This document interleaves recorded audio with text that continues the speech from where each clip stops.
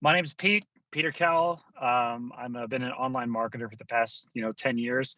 Just a regular guy who got into building brands and like making infomercials and crypto. And I'm best known for the Homer Pepe thing now. So Rare Pepes then emerged in like late 2014 and early 2015 on 4chan. When did you first become aware of them, and how did you get involved in collecting them initially? Crypto made sense to me, especially when I didn't really vibe with stock market stuff. So crypto was just kind of like vibed with me on like a personal level. Back in 2017, I started like YOLO investing, where you just like throw everything you own into it, and just stuff like that, just going super hard. And I was lucky enough to like kind of rub shoulders with some big crypto guys that had like huge, like 7 to 8 figure portfolios.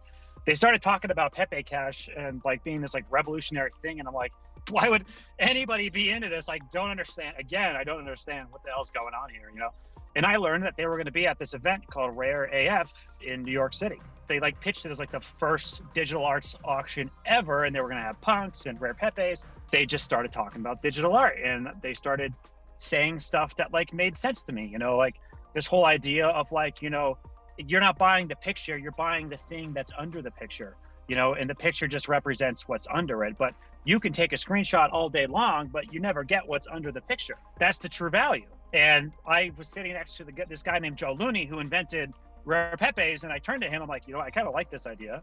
I was lucky enough to have gone on like a cool crypto run during this bull market.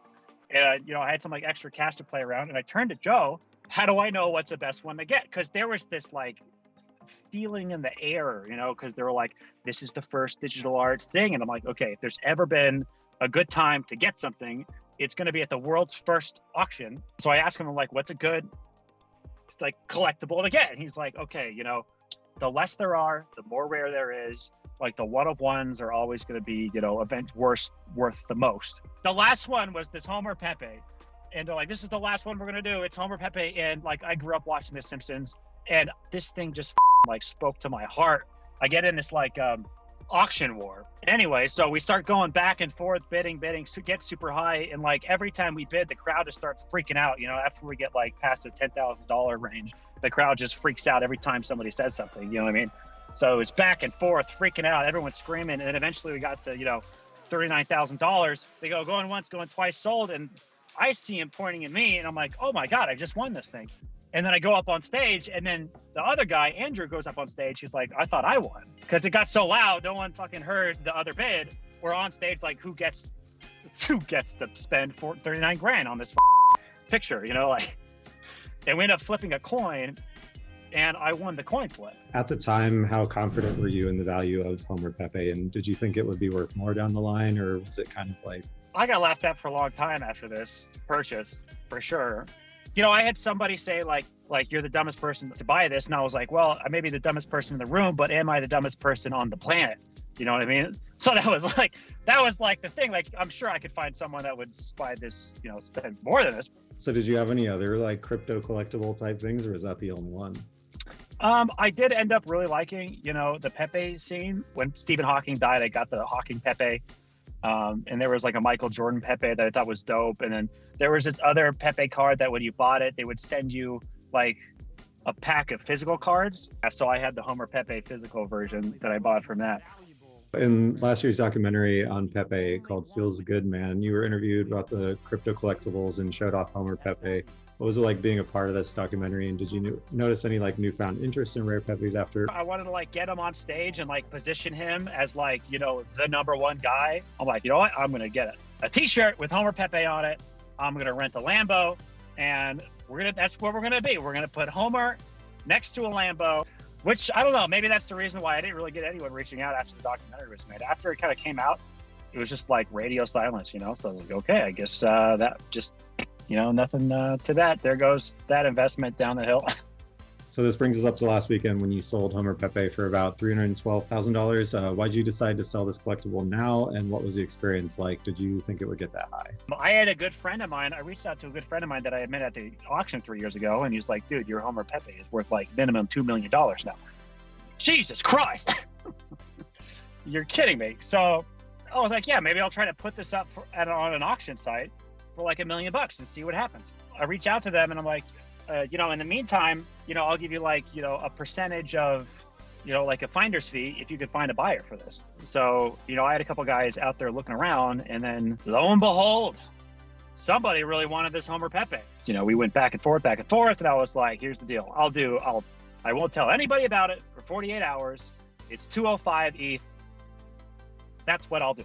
It's really like cool to see these people who create a meme, or artists who create art online, who have their like creations stolen, and then they get like recognition and compensation for some of this stuff. It's cool to see. What I sold, we did a Clubhouse call, and we had a couple of artists on the call, and then I couldn't believe it when like there was a handful of guys that stood up and was like, I just wanted to say thank you. Like when you bought Homer Pepe 3 years ago for 39 grand, that was like a movement for me. Like I was like, we could do this. Like there's money to be had in here, where I could like do this for a living. And a lot of people that gave them like the confidence to dive in. There's so much amazing art with these people that don't ever get recognition, don't ever get money for it. They get ripped off all the time. And now that's all coming to the end. If you think Picasso shit is like for your dad, then this can be for you.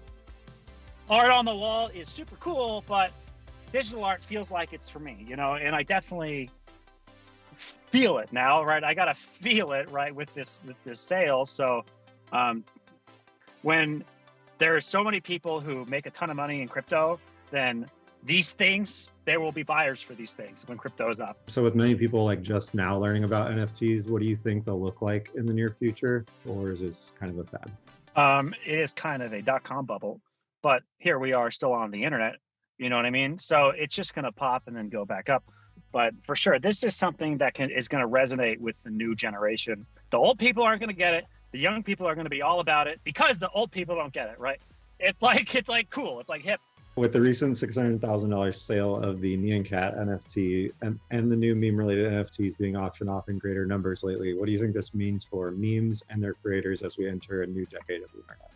They got an opportunity to create a great living, doing what they love, become a great, respected, recognized, seen artist online. And this is just more proof to the pudding. This is more proof that they can actually do it. Other people are doing it. It's a new thing, and it's the future. I mean, 3 years ago, I was like, if I get 100 grand for this, this is a miracle, right?